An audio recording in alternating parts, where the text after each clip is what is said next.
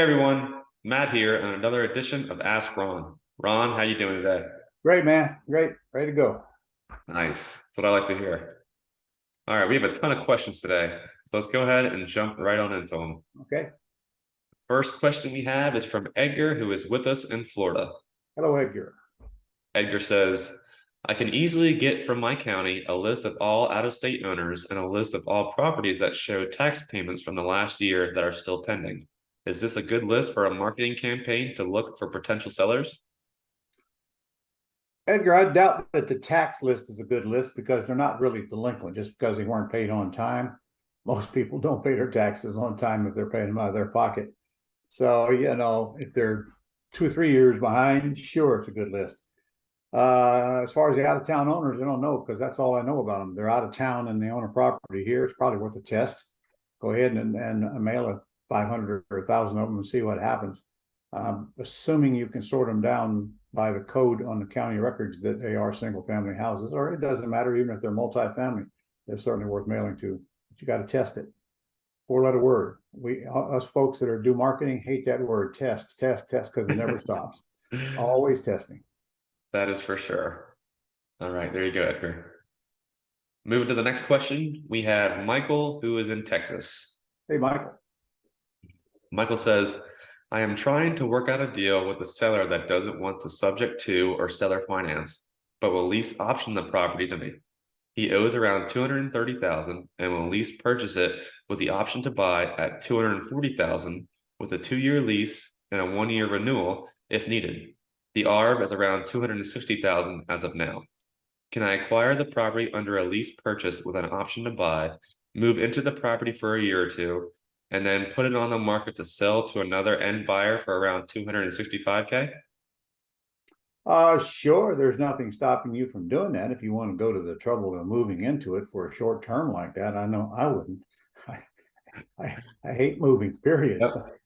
But if you don't have much to move, maybe it's not a big deal. Yeah, there's nothing stopping you from doing that. If you really want, why don't you just find you a place that you can buy with owner financing or take over the debt and move into it permanently instead of having to move in a year or so. And besides, you're shortening the window to get cashed out. Your seller's only giving you basically 3 years. You move into it for a year, what do you gain? You still got to make the payment on it. I don't get it. Yeah, I'm not a big fan of moving either. All right. Moving to the next question, we have Kimberly, who is in Indiana. Wait a minute. He might be thinking that he can't, that he has to move into it so he can be an owner occupant, so then he can lease option it out to a tenant buyer. I don't know if that's true. That's not true. You can lease option it out to a tenant buyer even if you don't live in the house, but you need an attorney. You can hold a Scott Horn in Dallas to close it for you because he'll acquaint you with the rules. There you go, Michael. You're in Texas already. Yeah. All right. Moving to the next question, we have Kimberly in Indiana. Kimberly says, I talked to a man that is selling his home and that needs a little work, and it's in a great location, but the house is located in a 100-year flood plan. Should I try to make the deal work or run away? The fact that it's in a 100-year flood plan doesn't mean anything. That doesn't mean a thing.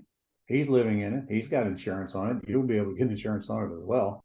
The fact that it's in a 100-year flood plain does not mean it's going to get flooded. So, that terminology kind of fools people sometimes, but floodplain doesn't mean a thing, except maybe someday if you live long enough, you might get some water up to the house. That's all that means. If it was a problem, he couldn't be living in it. That's right. There you go, Kimberly. All right, moving on to the next two questions. These are both from Yvonne, who's in Washington, D.C. Yvonne says, can a tenant buyer or other private buyer pay off the house in less time than the allotted time? Sure, and pay it off anytime they want. Yep. All right, that was an easy one. The next one is, how does the buyer qualify as a homeowner and build equity? If a tenant buyer is coming to you, it means they have an issue, either a credit issue or a debt to income ratio issue or whatever. The whole deal is that they're supposed to lease it with an option to buy from you and then go to work fixing that issue and then go get a loan at the bank when they qualify. So that's the whole, I mean, I don't understand the question. That's up to them to get qualified, and most of them won't, because they just won't take the time and the trouble to go do anything about it. Once they get to the keys to the house, kind of their motivation kind of dwindles to go get qualified, in my experience, unless you push them and force them to go get a loan and put them in front of a lender and all that. And I don't do that because I don't want them to buy. I really don't want them to buy. I want my golden goose to live on forever and ever and ever. And that's the kind of attitude that's going to be difficult to get from here to here when you're watching all the gurus on the internet telling you to get the check, get the check, get the check. I get the check from the front end deposit, but I keep getting checks every month. I get another big check on the back end. I get depreciation. I get appreciation. I get all those goodies that come along with the deal. So I don't want to kill my golden goose. I want the goose to live as long as possible. I am certainly not going to interfere with the buyer going to get a loan, but I'm not going to push them to do it either, nor will I even help them unless they ask for it. I mean, anybody can get their credit cleaned up in 7 or 8, 9, 10 months. That's not an issue. Anybody can get that done. And then as far as the debt ratio goes, once you know what you need to get done, you can work on that as well. So consolidate your debts, for example, and all that, to put a smaller payment down there and improve your debt ratio. But, you know, most people just won't go do it. Yeah, that's for sure. Like you said, once they get the keys, their motivation kind of goes out the window. All right. Our next question is from Lloyd in Illinois. Oh, Lloyd. Lloyd says, Illinois recently passed a bill that makes a broker's license a requirement and levels severe penalties for any violations. What can wholesalers do as a result? I'm thinking of using transactional funding or raising private funds to close this transaction. Would this be a good route to use? First of all, I'm almost sure I'm right here. They don't have to be a broker. You just have to be a licensed agent. And nothing will stop you from closing on it like you suggest. So if transactional fundings will solve that problem for you, then go ahead and use them. Make sure that whoever you're going to use, whatever attorney you're going to use for closing, understands what transactional funding is. And if not, put them with whoever you're going to get the transactional funding from, and make sure everybody's clear. And yeah, you can do that because you literally are buying the property with transactional funding. However, you must have the buyer there at the closing at the same time, or you're not going to get transactional funding. Because whoever's making you that, are putting up that money, it might be making you a loan, but they're not going to let you get away from the closing table, because the closing agent's instructions are to make sure that they send the money back after the buyer has bought the property. So you're not going to get any money out of that closing, because they're not going to release the money. And usually they get a point or two for doing that. So that would solve your problem, or you can just get private money and buy the property. Yep. Because private money means you own it. You can take your time selling it. You can play the market or whatever. And you can do it either way. All right. Our next question is going to be from Bill, who is out in Virginia. Or you can get a license, by the way. Yeah. Yeah. All right. Bill says, you mentioned the importance of using an attorney to protect us and potentially represent us. After an attorney says that he will do our type of deals, do we need to ask if he'll represent me if it goes to litigation? I can tell you right now, he won't. Real estate closing attorneys are not litigation attorneys. There's two different attorneys. However, he will most certainly be a witness for you at the litigation, which is a huge advantage to you, and as far as the judge is concerned. But it's very unlikely he's going to do litigation. All right, there you go, Bill. All right, our next two questions are going to be from Brent, and he is up in Canada. Hey, Brent. Brent says, for a sandwich lease option deal, the monthly payment I get from buyers covers the seller's monthly PITA, but what do you do about utilities? Brent was his name? Brent, yep. Brent, come on, man. Who's living in the house? The tenant buyer. Who's going to pay for the utilities? The tenant buyer. Think, man, think. You're never going to pay utilities unless the house is vacant. Right. All right. Brent's second question is, For the same type of deal, what sort of arrangement do you make with the seller to get a copy of the keys? A copy of the keys. Mhm. No, yeah, I do if I'm buying a house, or if I'm leasing it, I guess. But frankly, the locks are probably going to get changed shortly thereafter anyway. You should never put somebody in a house and leave the lock. In fact, I always tell the tenant buyer, if you want to get the lock changed, go ahead and do so and send me a copy of the key. Or I change them myself and hand them the key, but then they might get in the house and go change them again anyway. So, I mean, everybody wants to feel safe. So, Yeah. but yeah, absolutely. When I get control of the house, I'm definitely going to get a key to the house. All right, there you go, Brent. Moving on to the next question, we have Mark, who's in California. Mhm. Mark says, what form or contract would you use to buy a car with seller financing? Buy a bar? A car. Oh, car. Well, first of all, if the car's got a lien on it, you're not going to buy it with seller financing. Um, uh, I don't know the answer to that. It is personal property, so I don't know what contract you would use. If you're going to buy it with owner financing, somebody's got to create a note on it, and you know there's other issues. If you're going to buy it with seller financing, is the seller going to transfer title to you? And then the seller put a lien on it themselves, which is a proper way to do it. And you really should get an attorney involved in that transaction to protect your interest.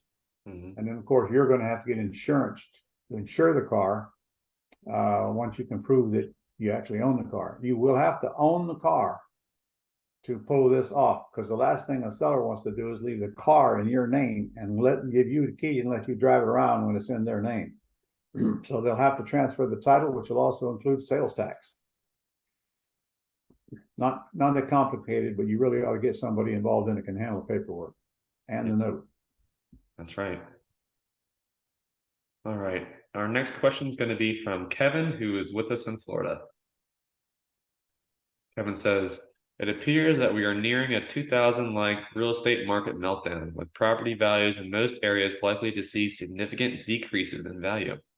I am focusing on terms deals with some wholesaling and mostly first sale by owner sellers who seem oblivious to this deteriorating market. I am concerned about offering too much in either of these strategies if it's 2009 all over again. Do these changing market conditions call for a different strategy and or tactics? Well, first of all, we're not going to have another 2008 because we got a totally different set of circumstances right now. We had a serious housing shortage in this country, and that's, I believe, going to keep from having another big catastrophe. And when you think about the areas where the properties are going down, it's the areas where they went up extremely fast. So you're only taking a bite out of the appreciation that we got within the last 2 years. Anyway, you're not going down to even where they were 2 years ago because they rose so fast in the areas where they're, a lot of areas they aren't going down much at all because they didn't go up that fast. So I'm not worried about another recession. And your question about what if I buy it and then the price goes down? Well, that just gives you a good argument to get a long term on it, because if the price goes down, it's going to come back up. It always has, it always will. And as long as you got a tenant buyer in there, you don't have to worry about making the payment. And there's always going to be somebody who wants to live in that house. Worst case, the tenant buyer is scared, and you just turn them into a tenant, for crying out loud. Yeah, you adapt with the times. See, if you don't have to sell, it doesn't matter much if the price is coming down. If the price comes down, then the tenant buyer may not buy it, but they can stay in it then until they can buy it, which is good for you because it keeps that cash flow coming in. Your debt's going down. You get to depreciate the whole thing along the way, and it's going to come right back up, just like they did after 2008, 2009. Our prices have risen much higher than they were in the top of the market in 2005, for crying out loud. Look back any 10-year period, and you'll see anytime real estate went down, it came bouncing right back in a short period of time. And I don't see any reason why that's going to change in the future. But remember this, when you buy a property with owner financing, you are not going to guarantee the debt. You are not going to guarantee the debt. That's your big safety factor.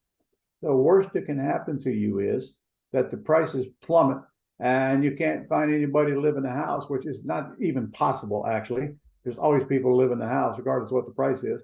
Worst case is you lose the property. I can't imagine why you'd lose it, but if you did lose it, what have you lost? You lost a property that you have no personal liability on, and you've already made a ton of money on. Quit worrying about what the market's going to do. There ain't a damn thing you can do about it. Take care of your house, and don't worry about what they do in the White House. Okay, make a big mess. They make a big mess. That doesn't mean that you have to be a victim of the mess. Quit thinking about that. Quit thinking like that. What if? You talk yourself right out of doing business. And the next thing you know, everybody else is buying the properties that you should have been bought. All right, there you go, Kevin. I'll tell you, I hope the prices go down. I hope the market sucks. I hope that things get bad. Chicken Little falls, skies, whatever. The worse the market gets, the easier it is for us to make money.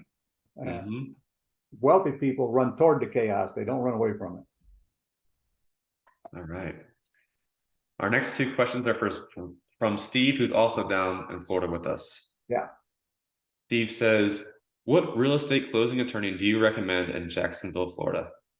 Michelle Fusilo, Fussilo. Michelle Fusilo. She works with Landmark Title, so you got the title company attorney right there together.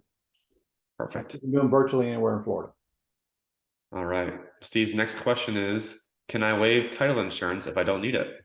Yes. Perfect. Easy peasy. And Ron, we come to our last question of the day. This one's from Francois, who's also up in Canada. Francois says, if I buy a property in the USA from the seller using a wraparound mortgage, is there the same due on sale clause risk that is present when you purchase using a subject to agreement? If so, how can you protect yourself? The clause is already in the loan the seller's got. Nothing you can do to change that. And what are you protecting yourself against exactly? All right. The lender's not going to call the loan due as long as the payments are being made. And if they do, you've got a CYA letter in my system that the attorney will get signed for you. Let them stating that they're fully aware of that and then you're not responsible for it. That's why we create these things. Due on sale clause will have no effect on you. And then I'm going to say it again. You have no personal liability. There ain't a damn thing they can do to you but take the house back. Chances of that about as good as me getting skinny by next Thursday. Guys, quit worrying about this crap. Go out there and buy houses. You're not personally liable for the loan. You've got nothing to worry about. Perfect. All right. Well, Ron, that's all we had for today. Good thing we're done, or I'd need my grouch monitor today. Hey, that was good. That's quite a few questions for today. Yeah. All right. Well, keep them coming, guys. Make sure you tell us what state you're in now, or even what country you're in. All right. See you next week. By the way, maybe you haven't got an email from us yet, but we have a big event coming up the end of the month. Actually, I'll be doing a boot camp the third week of the month here in Jacksonville. But the last week of the month, let me give you the dates here. Ooh, the May 31st to June 2nd. May 31st and June 1 and 2. Here's what I'm going to do, and you need to get registered. It's free. It's free. I'm going to redo my whole terms course. I'm literally retaping it and updating it. And after I get through with that, I'm going to teach wholesaling. So I'm teaching the two fastest ways to make money in real estate, both terms and wholesaling, all in the same period. And it's absolutely free. It's the only chance you're ever going to get it free. So I'm telling you, I'm going from about 9 or 10 o'clock in the morning until 5 or 6 in the afternoon, all 3 days. But so you got to get registered because we can only put 1,000 people on this thing and they're coming in fast. So if you haven't gotten the message, you want to make sure you get in. I don't know, what would you suggest that they do? Call 800-567-6128 and get registered. I'm only doing this once, and I'm not going to replay it or any of that. So you got to be on there live during those 3 days. I'm going through a lot of stuff. I'm sitting here right now redoing both courses right now, and they'll all be so I'll be putting them out there for you, and you'll get to watch them now. You're not going to get the course. but you'll get to watch the entire presentation, and then I'm going to give you a really good deal to order the course if you want after it gets completed. But I'll give you everything that I can think of that I think you need to go out and do a terms deal and or a wholesale deal. I do them both. Okay, we do them both. In fact, I've done 3 wholesale deals so far in the last 6 weeks, and we got a couple of terms deals we're working on as well. We got a lot of things pending, and that's just me and my acquisitionist playing around with the business. I remember the first 2 wholesale deals we did this year, we netted $77,000 on it, for crying out loud. 2 wholesale deals, right? Never touched them. So that gives you an idea how important it is to put these 2 together, because you can't find pretty without finding the ugly, and you can't find the ugly without finding the pretty. You got to be able to adapt. So I'm going to be teaching you how to take what you get from the seller and quickly determine what direction to go based on that information, which is mostly whether it's pretty or whether it's ugly. So set those dates aside: last day of the month and the first 2 days of June. Yeah, all right. right. And it's free. So if Can't you're be not free. if you're not happy, we give you triple your money back. All right. Okay. See you next week.